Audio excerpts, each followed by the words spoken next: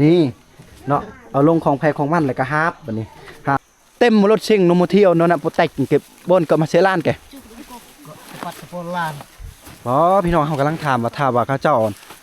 เอาเต็มรถซิ่งเนี่ยนะแล้วเอาไปขายก็ได้ประมาณ6 ล้านนี่แหละ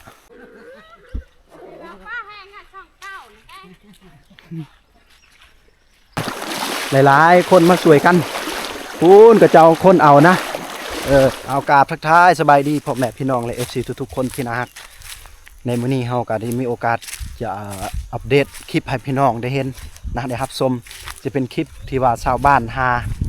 เอานะบ่อนใดที่เขาเจ้าเอามาแต่ไซแล้วก็ไปส่งบ่อนใดแล้วไปขายให้ผู้ใดแหละเขาเจ้าได้รายรับจากตัวนี้นี่เท่าใดพี่น้องนี่จะเป็นภาพบรรยากาศแบบเห็นภาพน้อยๆเนาะเขาเจ้าย่างไปพุ่น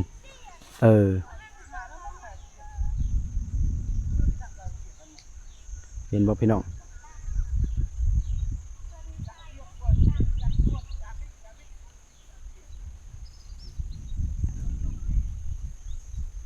พุ่นเพิ่นย่างพุ่นเดี๋ยวเขาสินำไปนะแต่เขาสิบันทึกเพราะว่าเขาไปหลายคนประมาณ10 กว่าคนนะแล้วเขาสิบันทึกตอนเดินทางไปเลยแล้วเขาจะไปเบิ่งว่าเขาไปหอดไซนะทุกคนนี่แท้จริงกะถามว่าเอารถชิงได้บ่ในหมู่บ้านนี้ได้แต่ว่าเส้นทางโคตรเลยแบบมันคอยเนาะไอ้กี่ตัวเนาะเส้นทางมันลงคอยขนาดเลยแล้วก็บางคนก็มีรถจักรเอารถจักรแต่ว่ามันซ่าได้เทื่อละเที่ยวเป่าเขาเจ้าก็เลยเอารถจักรโมเมนต์รถจักรรถซิงปะอยู่พูนนะเขาว่านะเดี๋ยวเขาไปเบิ่งบอลเพื่อเขาไว้รถซิงนะแล้วก็สิค้นไป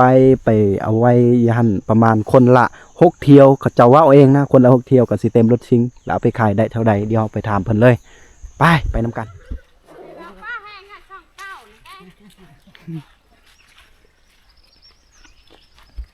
แจ๊ดโยกุยยังโบงโจงแวลบนมุเตียงไงที่กะหรือว่ามุชั่วโมงหรือโตเลยพี่น้องชาวบ้านเพิ่นคักสุดนะเพราะว่ารถจักรมันเข้าไปบ่ได้อยู่แต่บ่มีรถจักรเลยพี่น้องและก็รถชิงก็มันเชี่ยวบ่ได้นะทุกคน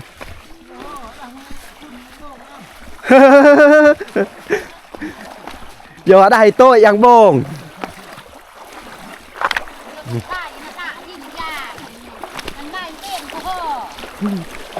เนาะตอนนี้ก็ชาวบ้านเพิ่นหาบเมื่อเลยเพราะว่าย่างที่นี่ก็ประมาณ50 นาทีหรือ60เกือบชั่วโมงนะก็รวมแล้วก็ชั่วโมงนึงนะทุกคนเขาเจ้าย่างไปพูนปลาไก่เด้อ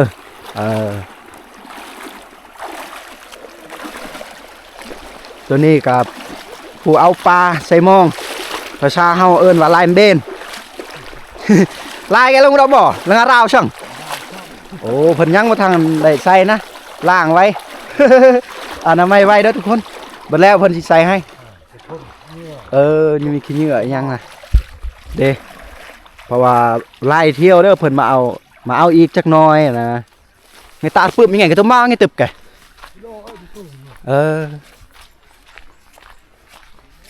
นะช่วยกัน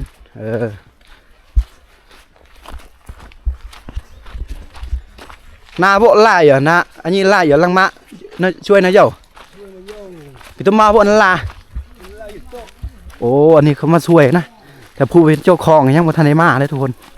หมู่บ้านเพิ่นช่วยกันนี่เนาะไปพินกุ้มเลยความสามัคคีของชาวบ้านเนาะแต่ว่าหาบนึงนี่จักเท่าไรโลก็เชะโบนก็อะไร40 โลแกมันก็หนุ่ยเนาะโอ้หาบนึงนี่ประมาณ30นะอันนี้ก็จะเป็นหญ้าเพิ่นเป็นคนเฒ่าได้นี่ล่ะภาพบรรยากาศตอนย่างนะชูแล้วมั้งตาถ่ายเบื่อเลยก็ได้ทำมีตาถ่ายก็มาเลยโหยกันเลยนี่เดี๋ยวตอบนะนี่ชาวบ้านพันยางคนเด้อโอ้ตัวนี้จะเป็นผีภาษาเลยทุกคนโอ้ผีภาษาของชาวบ้านแล้วก็แบบเลี้ยนไปเป็นแถวอยู่แคมทางเลยได้ นะอยู่หันก็จะเป็นกะโหลกหัวของหมู่บ้านเนี่ยโอ้แล้วก็นี่ภาพบรรยากาศในตอนเดินเนาะสวยกัน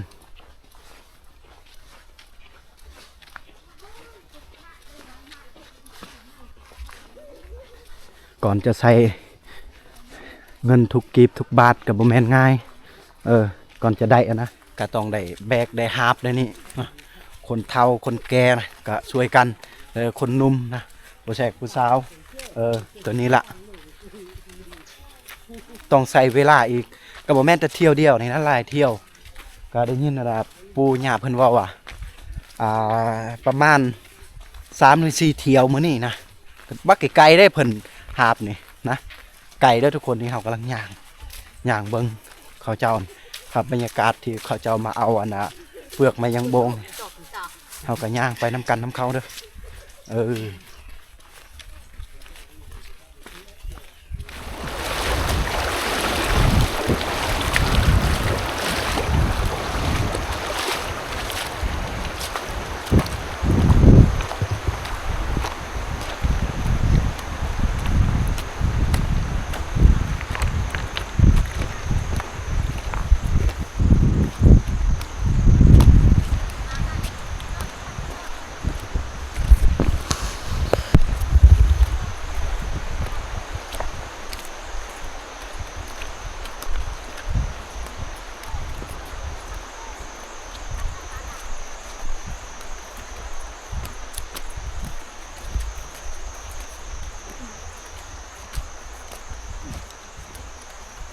một thiều nhẹ lăng cái một thiều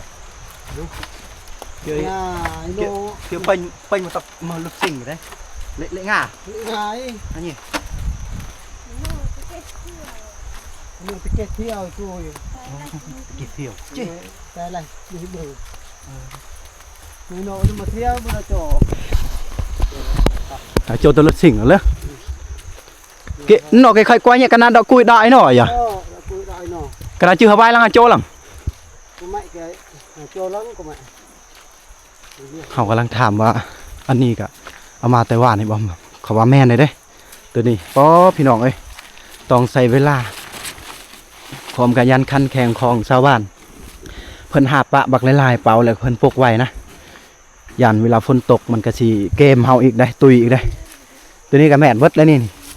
แม่นเบิดแล้วนะนี่เพิ่นหาบเลยนี่เด้นี่ก่อนจะมาถึงหาบนึงหรือว่ามาถึงเที่ยวนึงก็เมื่อยแห้งแล้วนี่ อันนี้ก็เป็นเจ้าของรถซิ่งเพิ่นสิได้ต่างเอาในนี่เด้อทุกคนโอ้ยสู้ๆชาวบ้านเฮานี่แหละอาชีพของชาวบ้านนี่ก็เป็นปูหญ้าเพิ่นเนาะ กำลังเอาแต่พูนแต่บ้านเก่าพุ่นเด้อพี่น้องแต่บ้านเก่านะแต่จริงก็มีทางลงทางพุ่นแต่บุกล้าลงรถชิงนะมันเชียวขนาดทางมันลงคอยนะสมมติว่าแบบ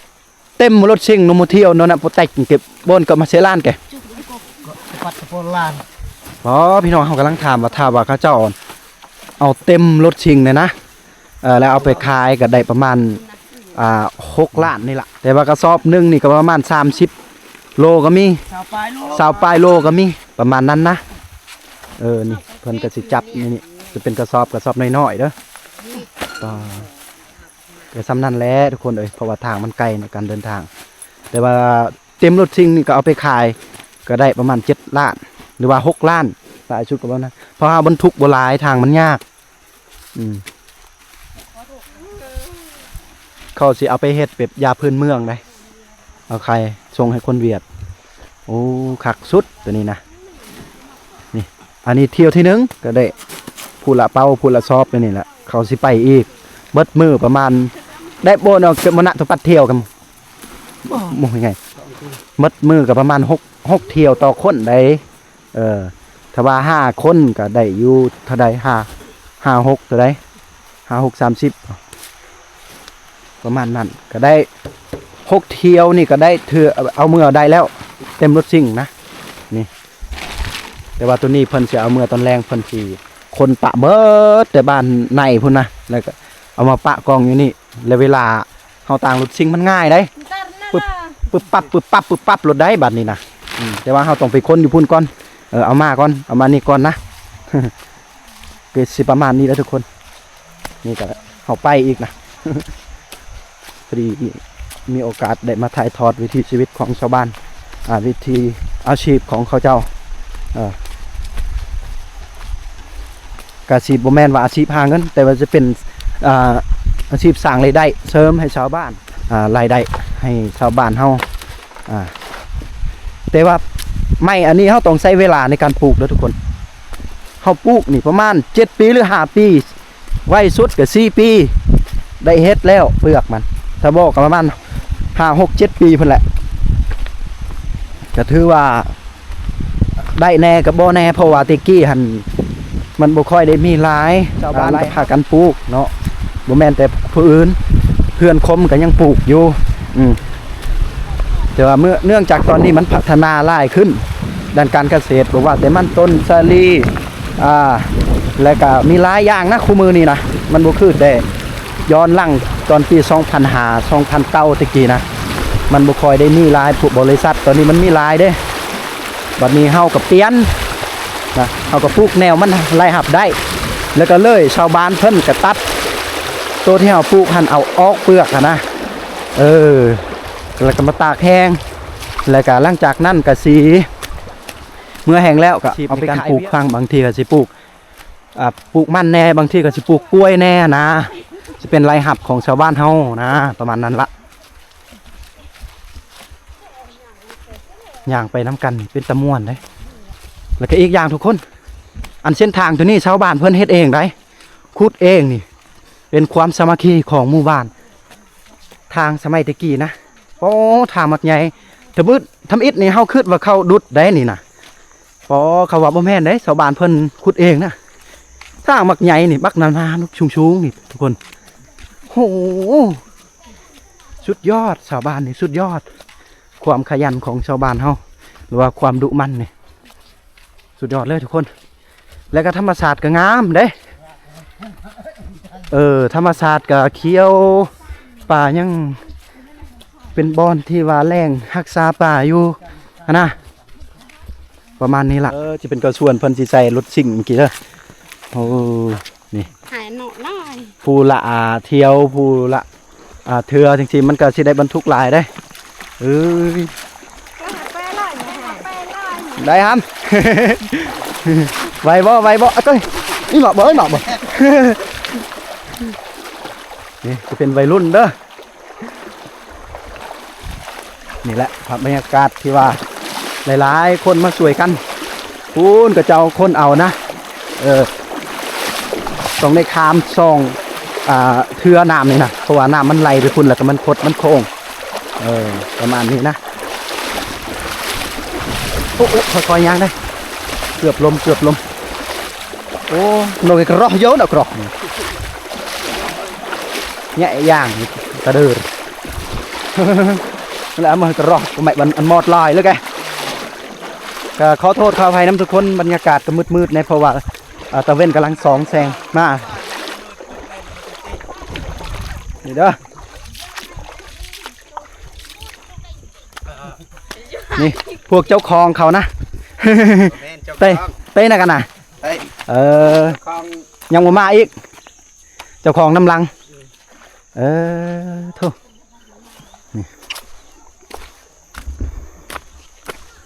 นี่ละนี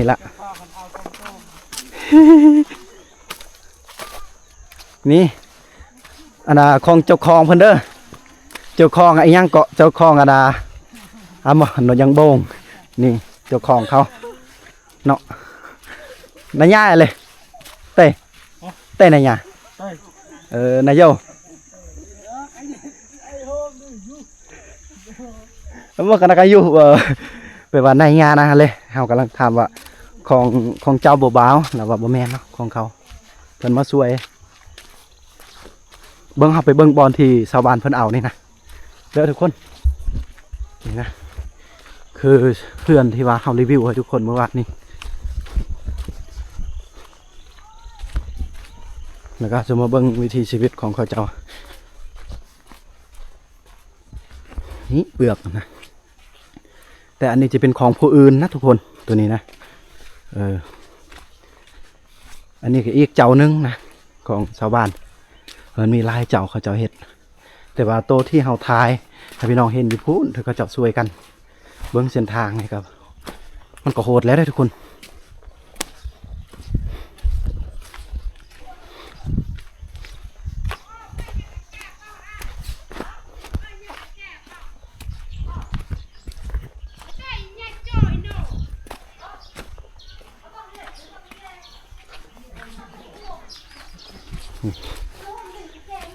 เห็นบ่ตัวนี้กับ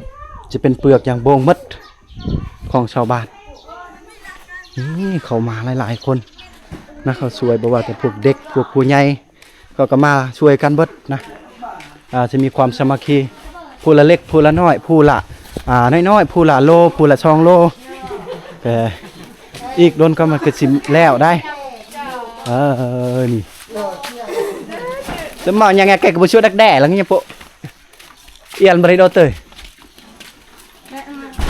เพราะว่ามันยุบๆกี่บ่เด้อหอยอยู่เด้อโอ้อันน่ะชาวบ้านเพิ่นเก็บอยู่ในเฮือนนะยานคนขี้ลักประมาณนี้แหละยานเขาลักแต่จริงก็บ่เคยเกิดขึ้นบ่เคยมีคนลักแต่ว่าปลอดภัยไว้ก่อนอยู่ในเฮือนนี่น้อยเจ้าของเลยนี่แหละ โอ้เจ้าของได้ เพื่อนห้างเนี่ย จะทางเจ้าของเฮือนห้างทางเจ้าของยังโบงเนาะ แม่น โอ้นี่ล่ะบุ้ยสระบุ้ย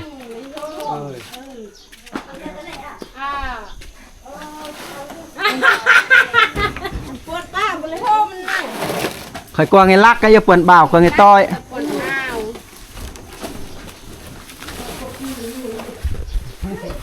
นี่นะ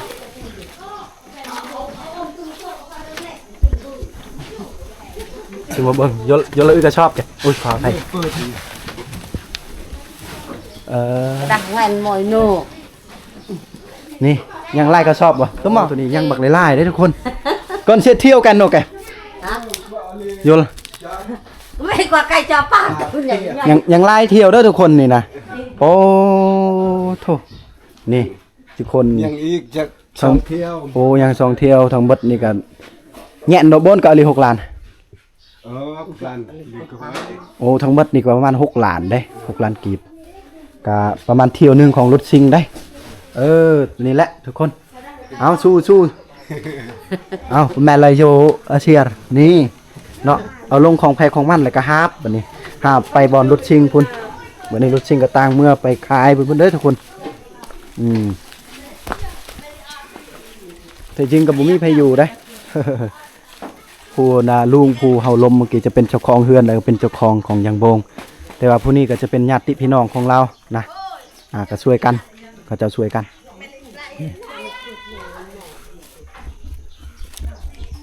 เนี่ยไก่ที่คือผู้ช่วยดักแด้ไปเลย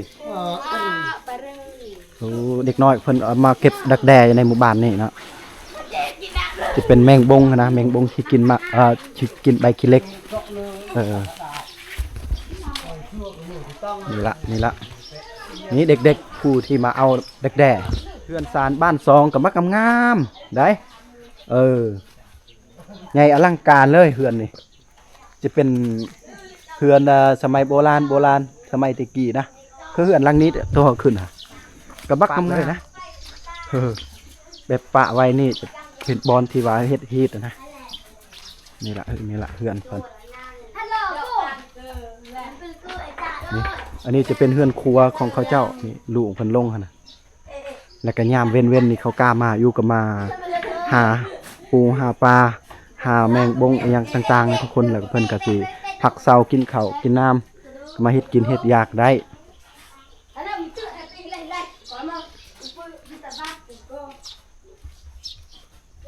เฮาสิกลับทางนี้เบิ่งอีกเทื่อนึงนะทุกคนตอนเว้นนี่มาเบิ่งข่าวๆอีกเมื่อวานนี้เฮาก็ได้เห็นอีกล่ะคิดก็จะเป็นตอนเว้นแล้วก็มีแสงตะเวนส่องลงมาเมื่อวานนี้ก็จะเป็นตอนแรงนี่ก็จะเป็นภาพบรรยากาศตอนเช้าๆสิประมาณนี้ได้คือว่าด้วยทุกคนถ้าว่าตามเฮาลมนำชาวบ้านเขา เขาว่าถ้าว่าเอาอันฮีทอีหยังตัวนี้ไปเอาไว้บอนบ้านใหม่หมดกะเอาไว้ได้เฮ็ดได้แบบนั้น แต่ว่าเฮาบ่สามารถมาเก็บเอาหมากหมอกหมากไม้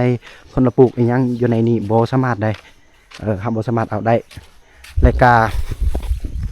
อัน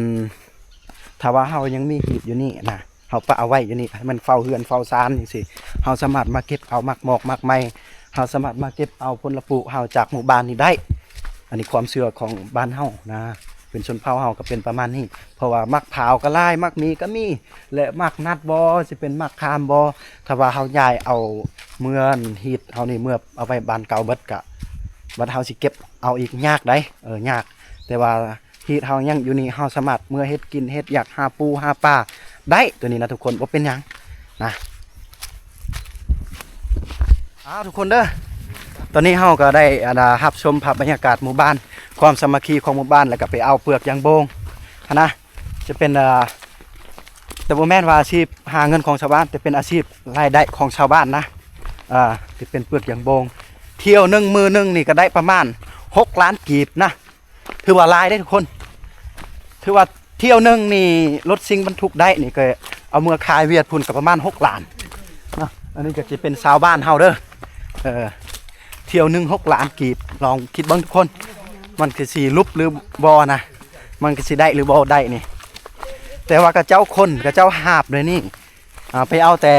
บ้านเก่าแล้วกับไปส่งหอดรถซิ่งเมื่อกี้นะกับประมาณนั้นหกเที่ยวต่อคนกระเจ้าหาบเอานี่6 เที่ยวต่อคนบัดนี้6 เที่ยวต่อคนนี่เต็มรถซิ่งเลยคันรถซิ่งเต็มคันรถซิ่งก็เอาเมื่อนะเอาเมื่อเฮือนพุ่นเอามื่อคายอยู่บ้านพุ่นก็สิเที่ยวนึงก็ประมาณ6 ล้านกีบประมาณนั้นแหละเอาทุกคนขอบใจหลายๆที่ได้มาติดตามรับชมคลิปคมชนเผ่ากระโดแล้วก็ขอบใจทุกคนที่คมมีกำลังใจเฮ็ดคลิปนะ